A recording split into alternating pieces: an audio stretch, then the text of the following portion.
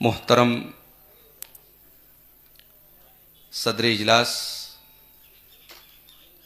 उलमाए किराम, बुज़ुर्गों और दोस्तों, नौजवान भाइयों, माँओं और बहनों, प्यारे बच्चों, हमारे अज़ीज़ दोस्त शेख इकबाल नज़ीरी हफ़िज़हुल्लाह की दावत पर आज के इस प्रोग्राम में हाज़िर होने का मौका मिला और बड़ी खुशी हुई कि हमारे इकबाल भाई ने हिंदुस्तान के बड़े मारूफ उलमा और खुतबा को यहाँ जमा कर लिया है और इस बिल्डिंग में वो हिफ्ज़ कुरान का एक इदारा शुरू करने जा रहे हैं। अल्लाह ताला इकबाल भाई की इस कोशिश को कबूल फरमाए और इस इदारे को, जिसकी आज से शुरुआत होने जा रही है, इस इलाके का एक बेहतरीन और मिसाली इदारा अल्लाह ताला इस इदारे को बना दे, आमीन। मेरे भाइयों,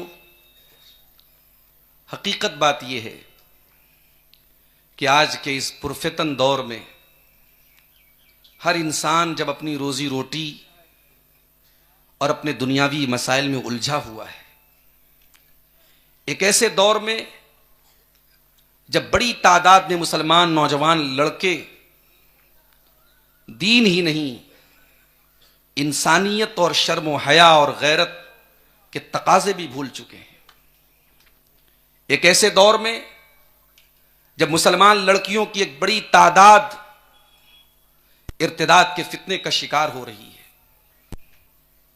एक ऐसे दौर में जब मुसलमानों की एक बड़ी आबादी शिर्क व बिदत के गड्ढे में फंसी हुई है, जहालत सर चढ़ के बोल रही है, एक ऐसे दौर में किसी दीनी इदारे को कायम करना और चलाना ये कोई आसान काम नहीं है मेरे साथी।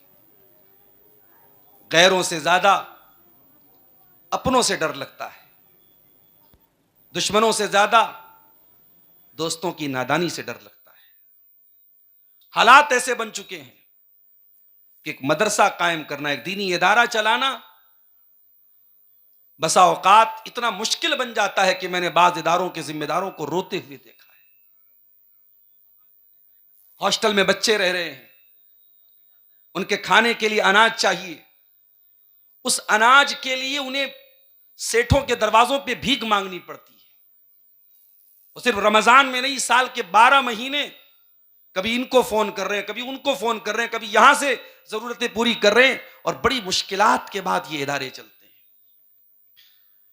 हमें और आपको इस दर्द को महसूस करना पड़ेगा और हमें यह बात समझनी पड़ेगी कि कुरान करीम को सीखने सिखाने वाले, जिन इदारों में कुरान हिफ्ज कराया जाता है, जिन इदारों में सुन्नत की तालीम होती है, ये इस दौर के हम खुले अल्फाज में कह सकते हैं कि कुरान में जो फी सबीलिल्लाह का लफ्ज आया है, उसका एक बेहतरीन मिस्दाक हमारे मुल्क के माहौल में ये दीनी इदारे हैं। मेरे साथ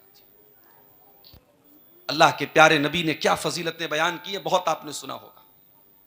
कभी आपने फरमाया, खैरुकुम मन तअल्लमल कुरान व अल्लमहु, तुम में सबसे बेहतरीन इंसान वो है जो कुरान को सीखे और सिखाए।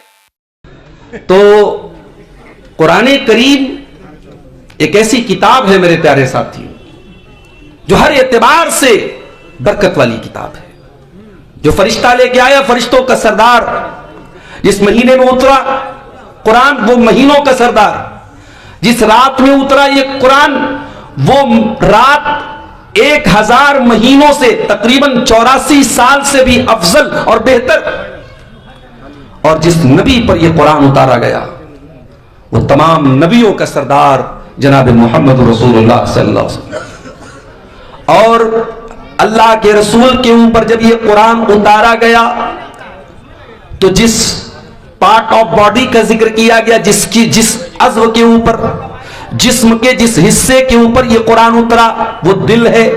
अला कल्बी का, ए नबी, ये कुरान आपके दिल पर उतारा गया और दिल भी तमाम इंसानी बॉडी का सरदार है। इसलिए ये किताब हर एतबार से आला व अरफा, ये अल्लाह की आखिरी किताब है मेरे प्यारे साथियों। कुरान करीम अल्लाह का आखिरी मैसेज है मेरे भाई। ये किताब सिर्फ बीमारियों में पढ़ के दम करने की किताब नहीं है। आज आप तकरीरें सुनते हैं और माशाअल्लाह पूरे मुल्क में तकरीरें और वाज और बयानात सुनने का जो रुझान सीमांचल में है शायद कहीं और ना हो। 3-3 घंटे की तकरीरें आप सुनने का जिगर रखते हैं, मगर ये बात भी नोट कर लीजिए कि दुनिया में अगर कोई किताब है कि उससे बेहतरीन वाज़ो नसीहत कोई नहीं हो सकती, दिल को बदलने के लिए उससे बेहतरीन कोई नसीहत और कोई किताब नहीं हो सकती, तो वो भी कुरान है। या अय्युहन्नासु क़द जाअतकुम मौइज़तुम मिर रब्बिकुम व शिफ़ाउन लिमा फ़िस्सुदूर। ऐ लोगों, ये कुरान अल्लाह ताला की तरफ से एक बहुत बड़ी नसीहत और मौइज़त बनकर के आई है। ये कुरान तुम्हारे दिल की बीमारियों की शिफा बनकर के आई है। ये दिल में हमारे जो बीमारियां हैं, लालच की बीमारी, खुदगर्जी की बीमारी, दुनिया की नाजायज मोहब्बत की बीमारी, माल की नाजायज मोहब्बत की बीमारी, इन तमाम बीमारियों का इलाज कुरान में है मेरे भाई। हमारे दिलों की सख्ती को अगर कोई किताब पिघला सकती है, कोई चीज हमारे दिल की सख्ती को दूर कर सकती है, तो वो कुरान। लौ अंज़लना हाज़ल कुरान अला जबलिन लरअयतहु खाशिअन मुतसद्दियन मिन खश्यतिल्लाह। इस कुरान को अगर हमने किसी पहाड़ के ऊपर भी उतारा होता तो पहाड़ भी अल्लाह के खौफ से रेजा रेजा हो जाता, चूर चूर हो जाता। हमारे दिल की क्या हैसियत? ये तो मामूली गोश्त पोस्ट का बना हुआ दिल है। ये दिल अगर वाकई में कुरान से जुड़ जाए मेरे भाइयों, दिल का कठोरपन, दिल की सख्ती, ये दूर हो जाएगी मेरे अजीजों। लेकिन अफसोस यही है कि आज हम इस कुरान को न तो पढ़ते हैं न गौर करते हैं। इस कुरान के पढ़ने और गौर करने से हमारे दिलों पर ताले पड़े हुए, ये ताले खुल जाएंगे इंशाअल्लाह। जैसे मोबाइल लॉक होता है, जब तक आप पासवर्ड न डालें, जब तक आप पैटर्न न डालें, मोबाइल नहीं खुलता। इस कुरान को भी अगर हम दिल से लगा लें, इस कुरान पर गौर करना शुरू कर दें, हमारे दिलों पर लगे हुए ताले ऑटोमेटिक खुल जाएंगे। अफला यतदब्बरून अल-कुरान अम अला कुलूबिन अक़फ़ालुहा। तुम कुरान पर गौर क्यों नहीं करते? क्या तुम्हारे दिलों पर ताले लगे हुए हैं?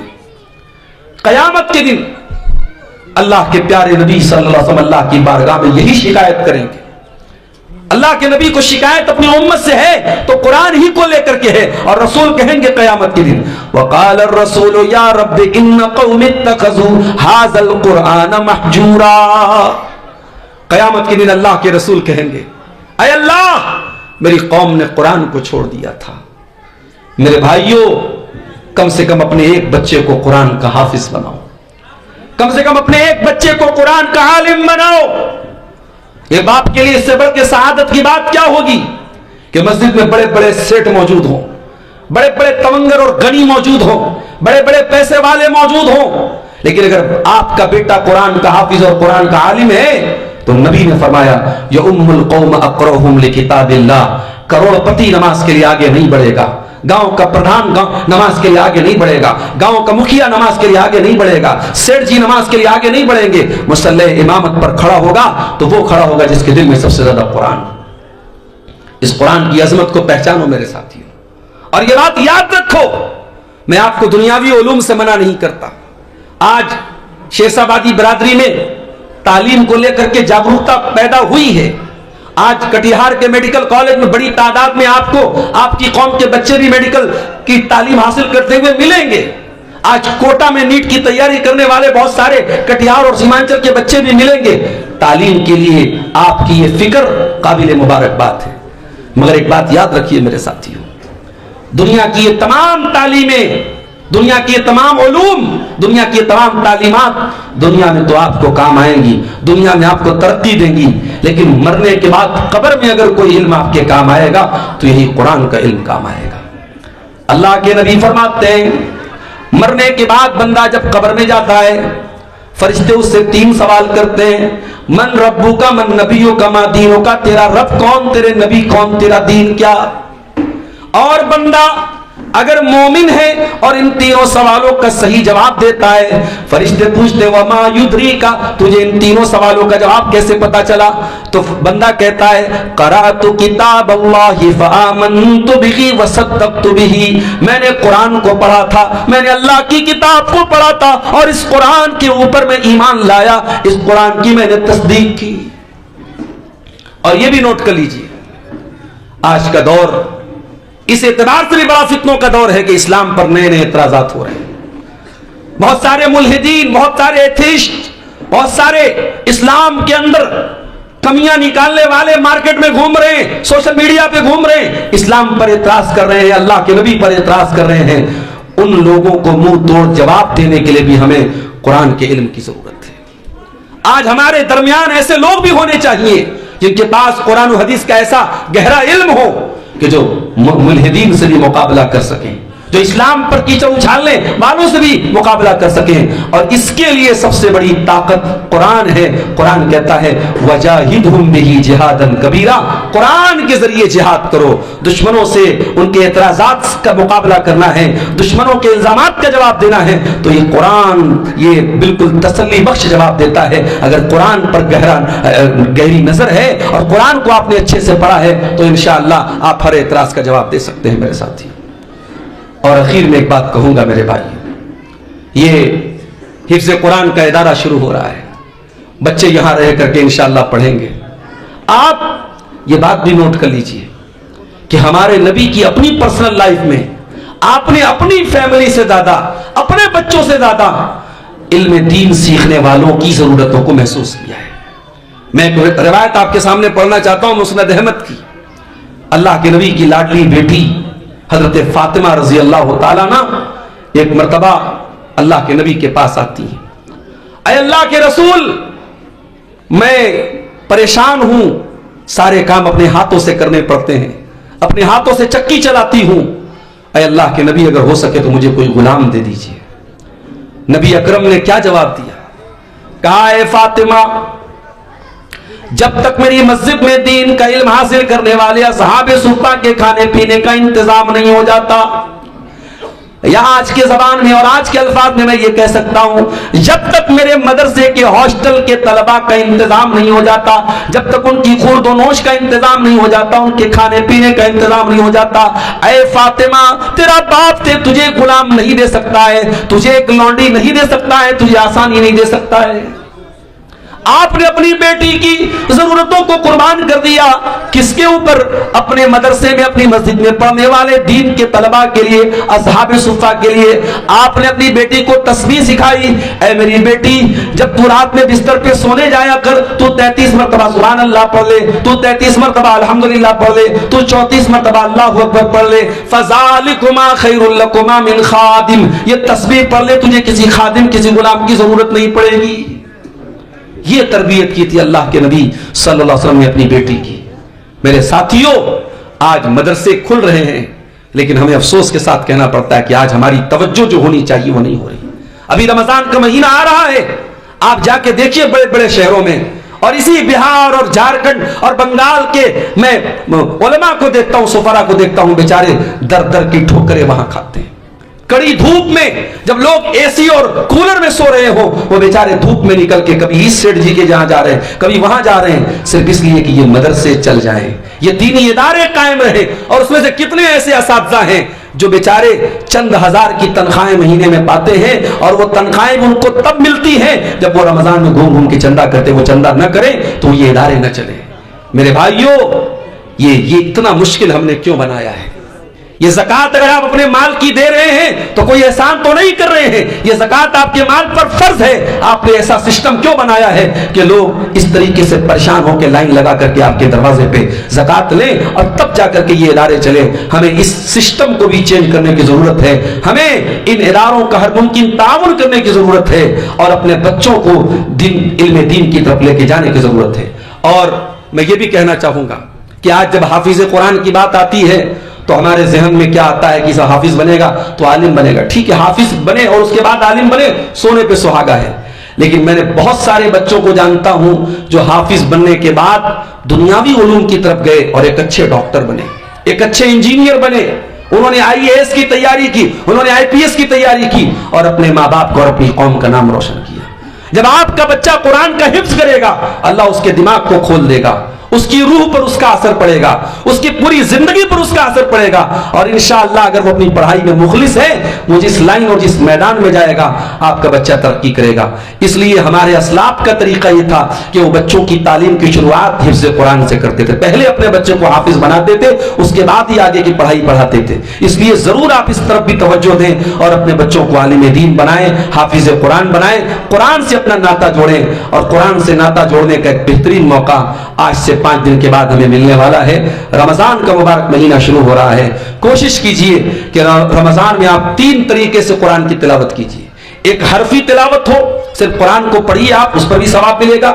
एक आप कुरान की तदब्बुरी तिलावत हो कि आप कुरान को पढ़ें और गौर करें, उसकी तफसीर भी पढ़ें। और तीसरी कुरान की तिलावत जो हो अमली तिलावत हो कि आप जब कुरान पढ़ें तो जिन आयतों को आप पढ़ें उन पर अमल करने की कोशिश करें। इस तरीके से 3 तरीके से आप कुरान की तिलावत कीजिए और कोशिश कीजिए। उलमा ने लिखा है कि आम दिनों में 3 दिन से कम टाइम में कुरान खत्म करने से मना किया गया है, मगर जो फजीलत वाले अय्याम है, जो फजीलत वाली रातें हैं, उसमें ये रिस्ट्रिक्शन खत्म हो जाती है। अगर रमजान में एक रात में भी आप पूरा कुरान पढ़ लें तो कोई मनाही नहीं है, कोई ममानियत नहीं है। सलफ से ये बात मिलती है, असलाफ से ये बात मिलती है। हाँ, शर्त यह है कि कुरान की हक तलफी ना हो, ऐसे अंदाज में ना पढ़ा जाए कि कुरान को गलत सलत तरीके से पढ़ा जाए। अगर आप सुकून और इत्मीनान से पढ़ते हैं तो एक दिन में आप जितना भी कुरान पढ़ सकते हैं पढ़ें। अपनी माँ बहनों से भी गुजारिश करूंगा कि आप भी अपनी जिंदगी के शेड्यूल में कुरान की तिलावत को शामिल करें।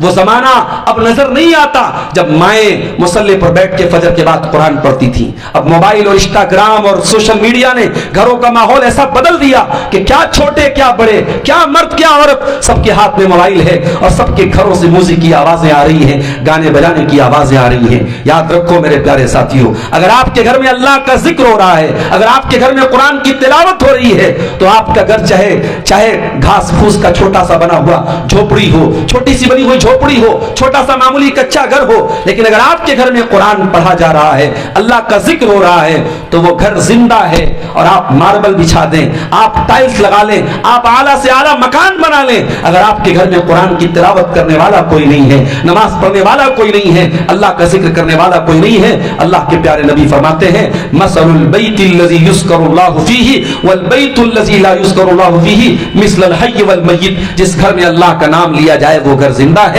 और जिस घर में अल्लाह का नाम न लिया जाए वो घर मुर्दा है। दुआ है रब्बुल आलमीन से इलाहुल आलमीन हम सबको कुरान करीम की अजमत को समझने की तौफीक अता फरमाए। और आज का जो हमारे अजीज दोस्त मौलाना इकबाल साहब का जो ये उन्होंने इदारा शुरू किया है, अल्लाह ताला इस इदारे में पढ़ने पढ़ाने वाले तमाम लोगों को इखलास के साथ कुरान करीम की तालीम को आम करने की तौफीक अता फरमाए।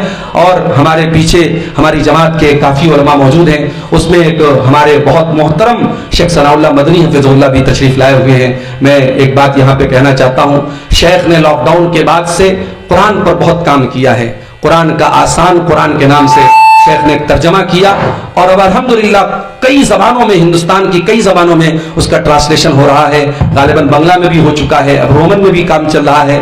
धीरे धीरे शेख एक बड़ा काम कुरान के हवाले से कर रहे हैं। हमारी नेक ख्वाहिशात हैं शेख के साथ, और आप सबसे गुजारिश है कि आप शेख के कुरान के तर्जमे को जरूर पढ़ें, उससे इस्तेफादा करें। और अल्लाह ताला से हम सब दुआ भी करते हैं रब्बुल आलमीन शेख मोहतरम की इन कोशिशों को कबूल फरमाए, और हम सबको, हम जहां भी हों, जितने हमारे यहाँ उलमा मौजूद हैं और कुरान की छोटी बड़ी जो भी खिदमत कर रहे हैं, अल्लाह सबकी खिदमतों को कबूल फरमाए। आमीन। व आखिर दावाना अनिल हम्दुलिल्लाहि रब्बिल आलमीन। वस्सलामु अलैकुम।